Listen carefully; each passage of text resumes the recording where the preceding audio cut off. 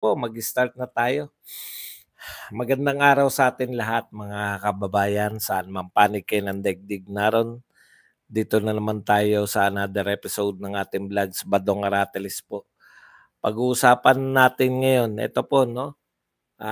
Una, yung biglaan pong pagtataas mula 300 naging 1,200 ang overnight parking dyan sa NAIA. Grabe, no? Yan po ang masamang epekto. Kitang-kita natin ngayon, yung pong masamang epekto ng privatization. No? Mukhang yun yung target ngayon. I-privatize lahat. Napakinggan ko pa nga yan si Bautista. Si Bautista ba yung nagdaan? Si Bautista na. Gustong i-privatize yung EDSA busway. Ano yung pa-privatize mo doon? Putya? Sabi ko, grabe talaga. Okay. Pag-usapan din po natin, ito po, napanood ko kanina na nag-file po ng kandidatura to si Tito Soto, Lacson, tsaka to si Lito Lapid, no? Siyempre, salita na naman sila ng magaganda. Hello, Shairi. Magagandang pananalita na talaga namang mahuhusay din naman, no, sa tagal. Di ba?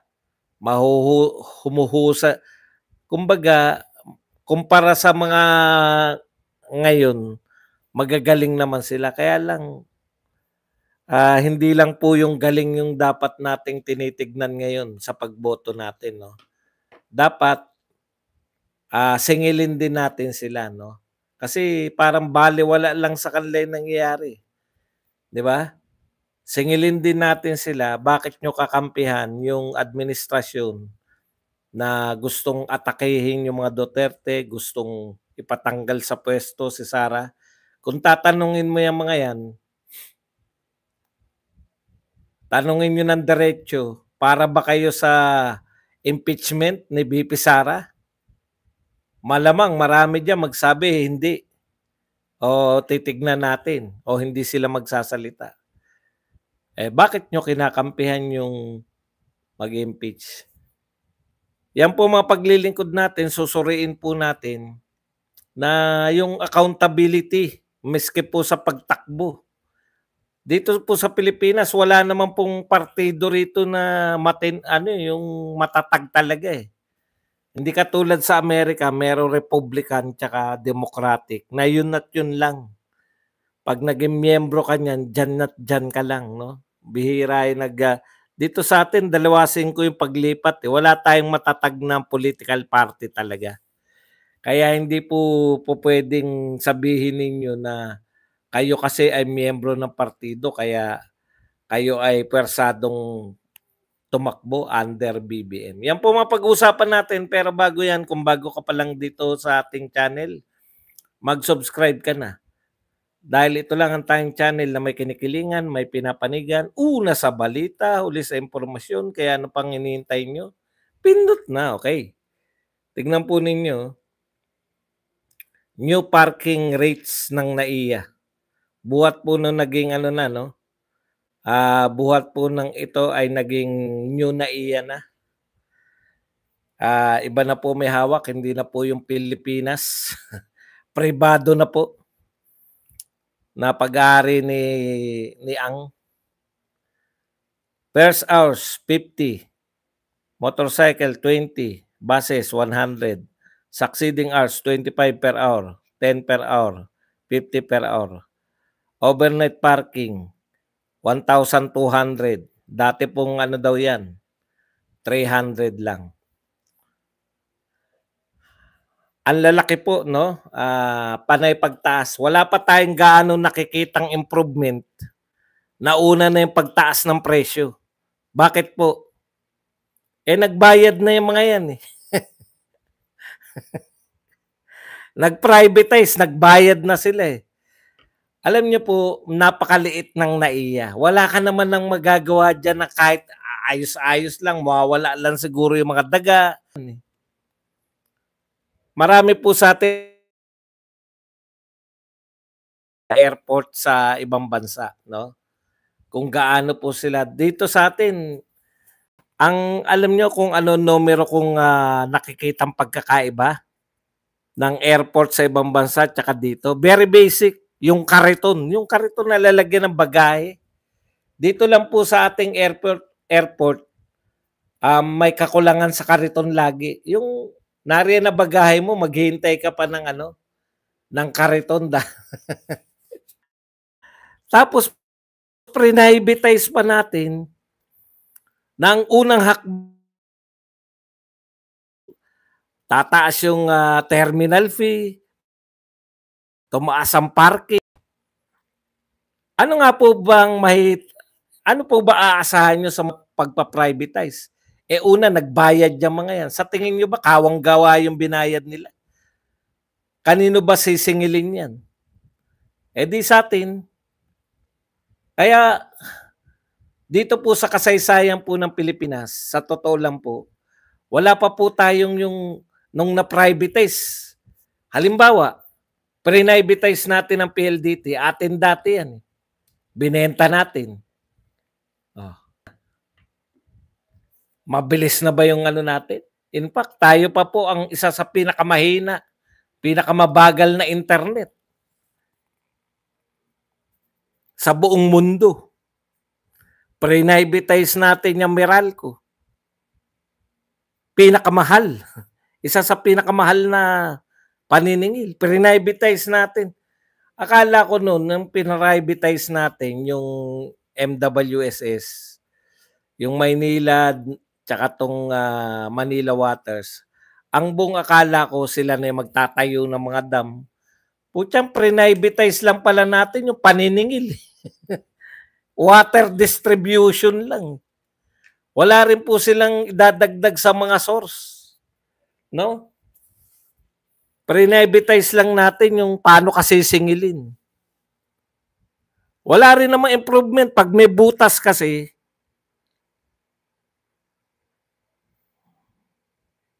pag may butas yung mga tubo natin, sisingilin din sa atin yan. Systems loss. Kaya, tapos, gustong-gusto ng gobyerno. Alam niyo po, simple lang naman yan eh. Very basic po sa marketing yan. Basta may nagbenta, may kumita. Di ba?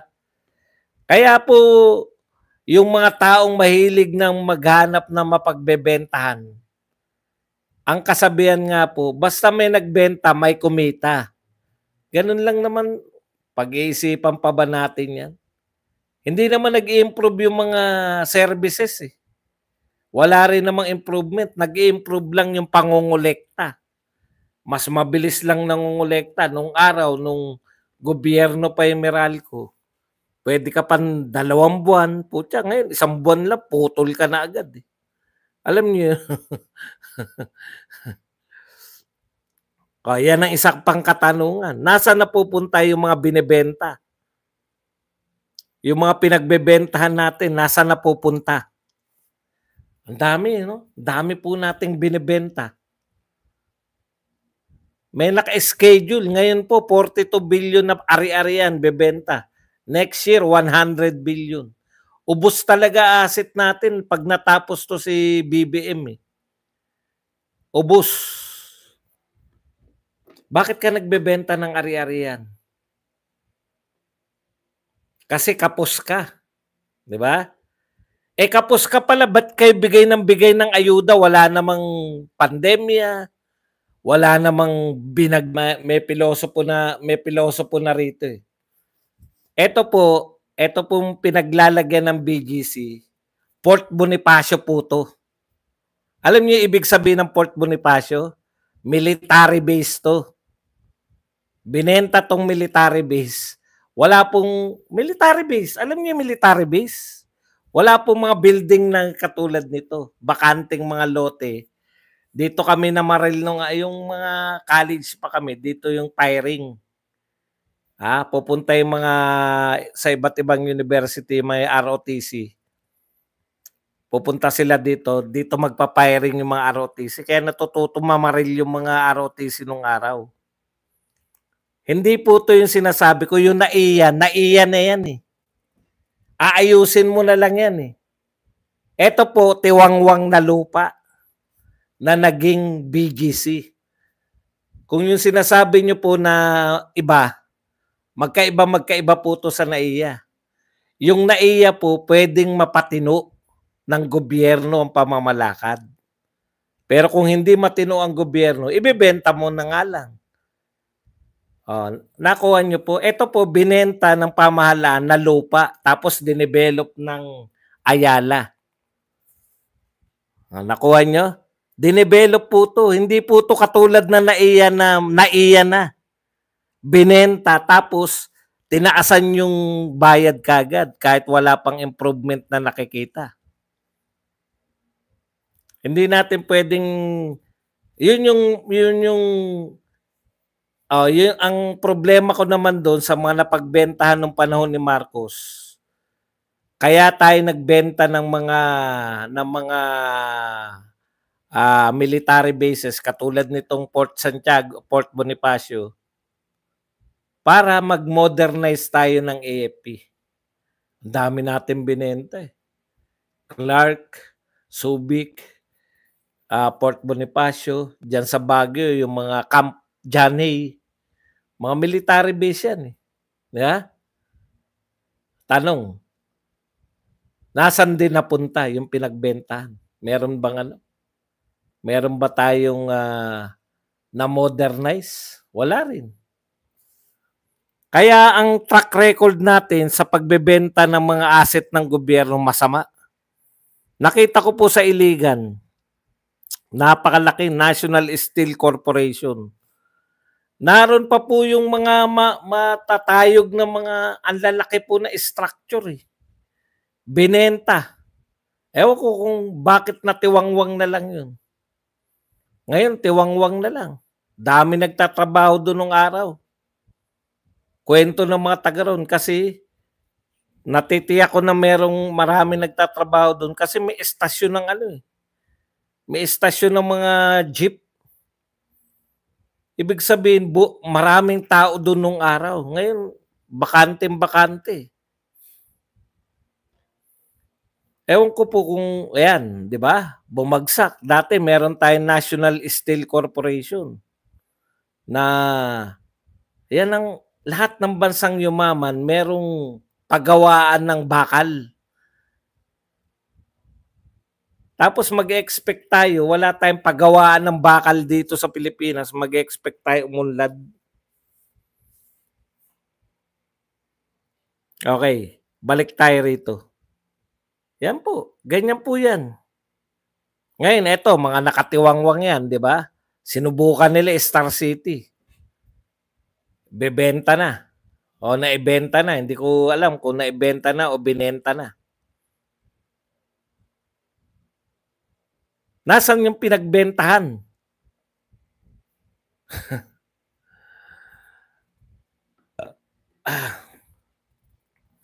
Bumagsak po after na privatize ang NSC.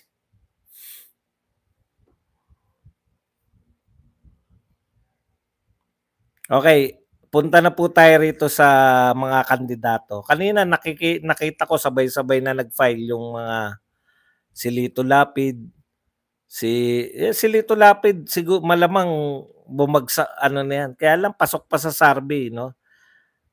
Si Ping Lacson tsaka si Tito Soto. Dito muna tayo sa survey. Number 1 si number 1 pa rin si Erwin Tulfo. Sabi ko nga, kaya yan number 1 kasi tahimik yan laban sa Duterte. Ngayong attack dog ka na laban kay BP Sara, nananawagan ka ng impeachment. Malamang makita na natin yung pagbagsak niyan, no? Yung mga tahimik kasi laban sa Duterte, talagang aani yan ng tagumpay. Tignan nyo sa survey, matatas. Tignan nyo yung kaso ni Chis Escudero. Hindi umatake sa mga Duterte yan, di ba? Dehin Bokiki lang, tapos naging Senate President. Ang taas ng rating. Nataasan pa si Sara eh. O ngayon, bakit si BP Sara na uli?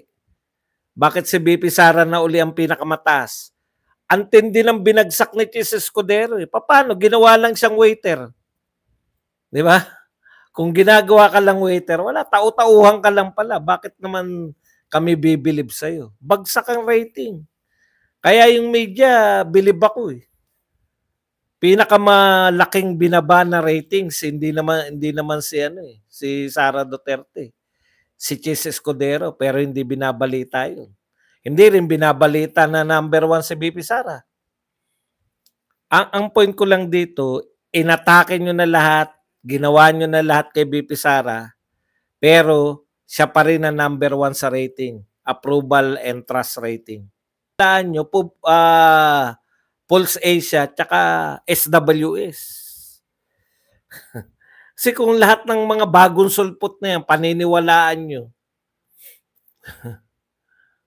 Di ba? Wala yan. Okay.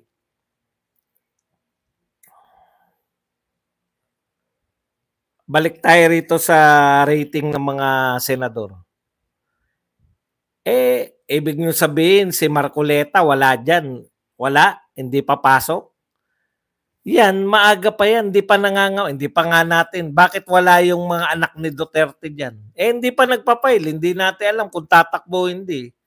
Kaya yung mga usual na pangalan lang yung nababanggit sa survey. Mababago po yan pag nakita natin. Tsaka pag nangampanya po tayo, iba po ang uri ng kampanya natin ngayon.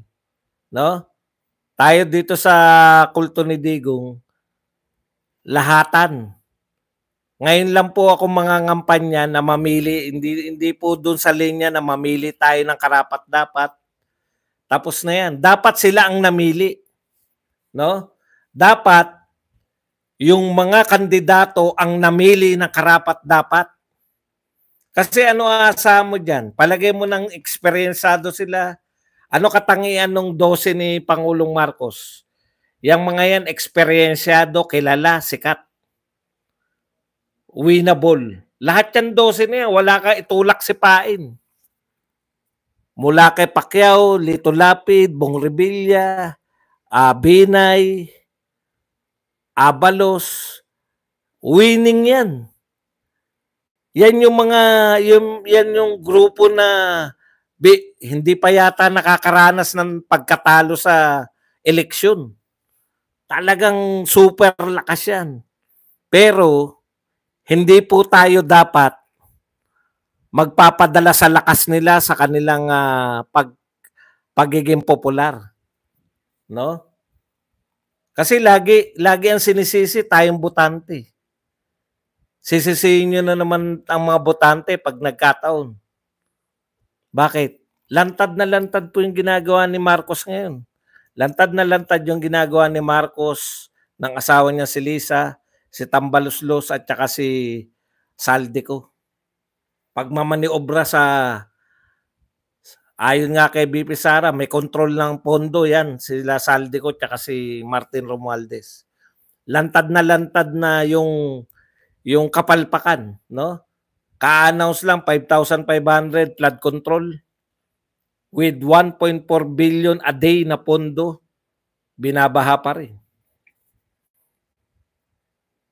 Yung kaisa-isang inauguration, putya, talaga nakikipag-away sila dyan. Grabe kung mangantyaw kay Duterte. Okay na yan. Sige na. Inyo na yan. Wala namang problema kay Duterte dahil yung legacy ni Duterte intact na yan. Yun nga, kaya nga kay binotod para ituloy nyo sana yung mga proyekto ni Duterte. Okay, pagka dinaan po natin sa popularidad at sino yung karapat-dapat, panalo talaga yung mga yan. Kaya dapat ang atake natin dyan, yung kanilang paraan ng pamimili, yung kanilang responsibilidad bilang mga sikat na tao. No? Sikat nga sila. Ibig sabihin, alam natin na pinoproyekto dyan sa Kongreso si BP Sara para ma-eliminate na maging kalaban ni Tambaluslos balang araw. Alam din yan, tayo nga, hindi politiko, alam natin yung ginagawa nila. Mas lalong alam yan ng mga politiko. Ibig sabihin, kung tumakbo ka pa rin, Diyan sa grupo na yan, sa grupo ni Martin, ni Saldico, ni BBM at ng kanyang asawa, diyan ka pa rin pumanig, meron kang pananagutan sa bayan. Dapat.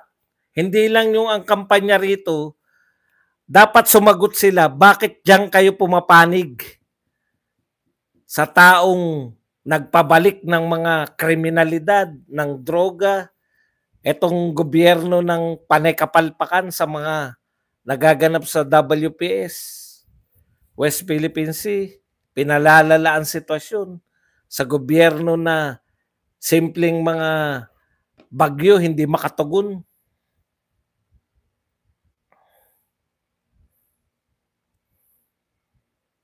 Meron doon natin dalhin yung yung usapan.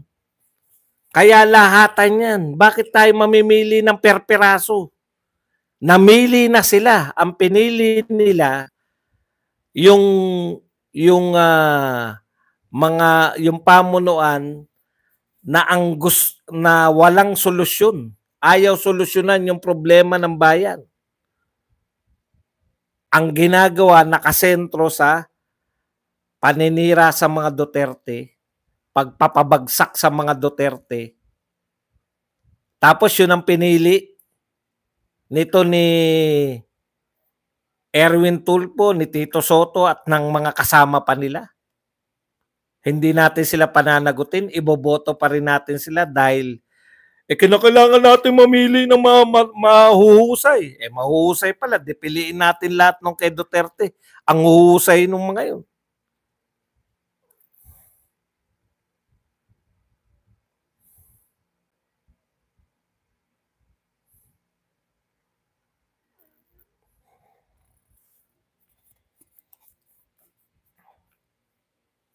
Kaya po ang kampanya natin dito, no?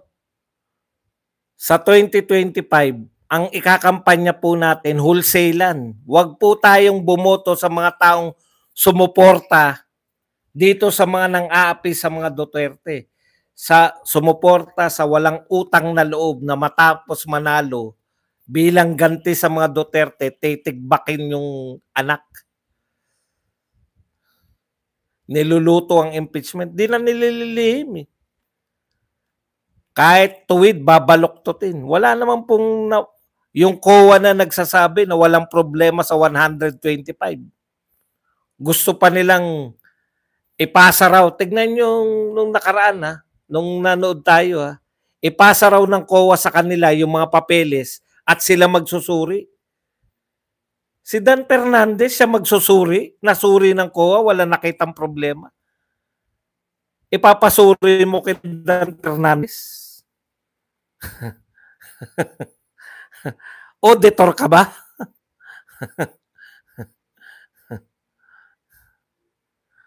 Correct. Tama yun. Siya lang, si Tatay Digong lang po nagpalibing sa tatay niyan. Paano? Takot lahat sa mga Dilawan. Takot lahat sa mga Aquino, yung mga naunang presidente. Ayaw nilang ipalibing si Pangulong Marcos. O tapos binabaliktad, binabasahan pa tayo ng mga akala nila mga tanga tayo eh. Binasahan pa tayo, Supreme Court daw yung nagpalibing. Mga bugok talaga eh. Pinalibing yan ni Duterte nung nabalitaan ng mga kampo ng mga Dilawan at ng mga Makabayan Black. Hindi pa sila Makabayan tawag, mga bagong alyansa Makabayan yan. Nagsampa sila ng reklamo sa Supreme Court. Ayaw nila ipalibing si Marcos para lang malaman nyo, hindi tayo napapaikot ng mga yan. Kaya nag-ruling yung Supreme Court na pwedeng ilibing yan. Ibig nyo sabihin, panahon lang ni Duterte nag-ruling yung Supreme Court. Kaya nga nag-ruling yung Supreme Court dahil merong presidente na gustong ipalibing si Tatay Digong.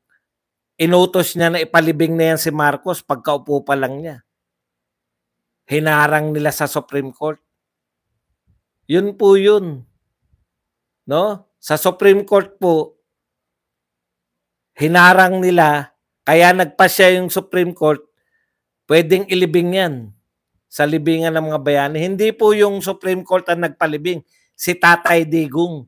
Ang sinasagot lang po ng Supreme Court, gustong harangin nitong mga Dilawan at nitong mga Makabayan Black yung pagpapalibing kay Marcos. Ngayon, sino po ang kakampi? Yung mga tumututol na malibing. Nung nalibing, sabi, huhukayin daw nila. Yun ang mga kakampi ni Marcos. Pero yung nagpanalo sa kanya, yun ang inuusig. Kaya talaga to, no?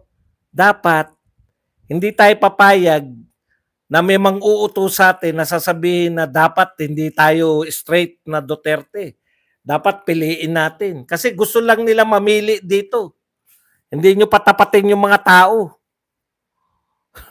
Sabihin nyo, gusto namin kasing may iboto kayo sa Marcos eh. Tama na yung mga pambobola nyo.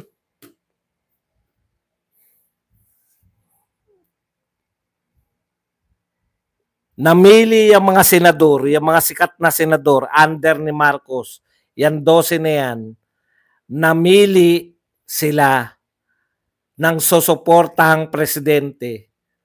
Pinili nila yung presidente at ang mga kasamahan niya, sila Tambaloslos, asawa niya, tsaka Saldico, na nanggigipit ngayon kay Sara Duterte na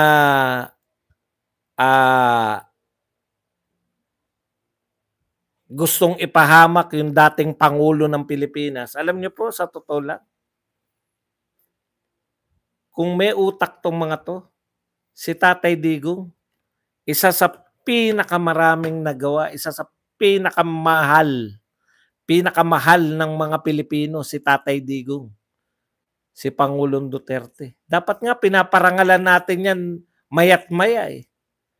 Putya, baliktad eh. Matapos kang hindi magpayaman sa pwesto, matapos ka mag-umani, alam nyo, inani ni Tatay Digong, hindi po yaman. Inani niya kaaway. Mga drug lords, mga mangungulimbat sa gobyerno, no? Kaya maraming galit sa kanyang congressman, hindi 4-6 years, hindi sila. Tigil lahat.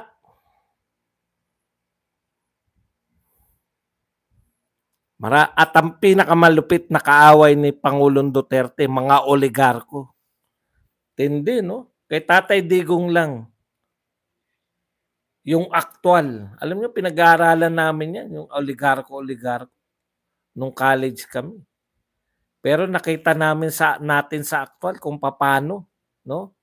Kung yung mga magnanakaw sa gobyerno, nililihim nila yung kanilang pagnanakaw. Ang oligarko po, harap-harapan, nakabatas pa eh. Hindi sila nagbabayad ng tax, may batas, exempted sila. Saan ka nakakita? Yung mga magtutubig. Minura talaga ni Tatay Digong eh. Dinimanda yung Pilipinas. No? Kasi sa kontrata daw nila, tignan nyo kung sino gumawa na kontrata na yun. Pag gusto nila magtaas ng presyo ng tubig at pinigilan ng gobyerno, halimbawa sinabi nila, per cubic feet, magtataas kami ng 10 piso. Sabi ng gobyerno, wag muna kayo magtaas ngayon. Okay lang, hindi kami magtataas. Pero ayon sa kontrata, lahat ng pagpigil niyong pagtaas, kayo magbabayad. Gobyerno pa magbabayad sa mga magtutubig. Kaya galit na galit si Tatay Digong. Sa mga hindi po nakakaalam kung bakit galit siya sa mga magtutubig, Manila Waters tsaka Maynilad. Ito po ginawa ng mga yan. Sa kontrata nila, ewan ko kung sinong presidente nakipagkontrata dyan sa mga tokmol na yan. Gusto nila magtaas ng presyo ng tubig at pinigilan ng gobyerno, wag naman kasi kawawa na may mahirap. Ang magbabayad ng itataas nila, gobyerno. Eh syempre, ayaw magbayad ng gobyerno, dinimanda sa Singapore. Pag-upo ni Duterte, lumabas yung Singapore, naniningil. yung Singapore court naniningil na, bayaran na raw ng Pilipinas yung pagkakautang niya rito sa mga, biruin mo wala silang dam tayo nag-ooperate ng dam, tayo naghukay, tayo gumawa ng dam para may tubig silang, alam niyo kung ano lang sila, distribution lang.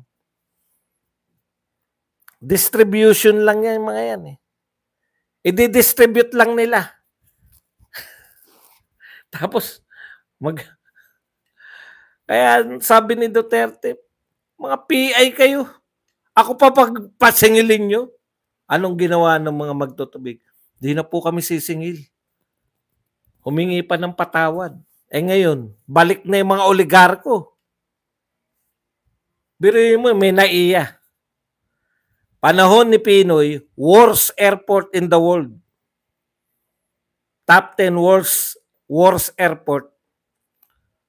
Panahon ni Duterte, top 10 most improved airport. Hindi privatize yan ha. Pilipinas ang nagpapatakbo. Si Tugade. Top 10 most improved airport. Pagdating nito, gobyernong to, balik tayo sa worst airport. Imbis na yung naging worst yung airport, ano sabi ng mga Congress ay mga senador? Heads must roll. Di tayo nakaranas kay Tatay Digong ng mga brownout na yan. Pucha, nag-brownout. Alam nyo kung anong ginawa? Kasalanan to ng dating administrasyon. Kasi hindi nila inimpuking, sabi ko, most improved nga ng panahon ni Tugade yan. Imbis na tanggalin sa pwesto, binigyan pa na reward. Pinag-privatize pa. Kaya gustong-gusto nilang pumalpak eh. Sana pumalpak tayo para i-privatize tayo. Pag nag-privatize, may nagbenta, may kumita.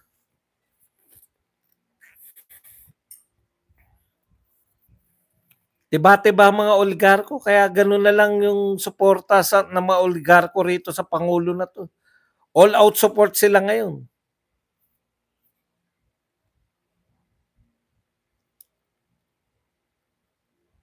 Lahat ng investigasyon kay Sara Duterte, kay Digong, at sa mga kaalyado, lahat ng investigasyon. Tanong, meron ba silang investigasyon para sa mga smuggler? Anong sabi ni Pangulo Marcos? Last year, SONA. Kaya mataas ang presyo ng bilihin dahil sa smugglers, price manipulators, and hoarders. Meron ba kayo investigasyon sa smuggler?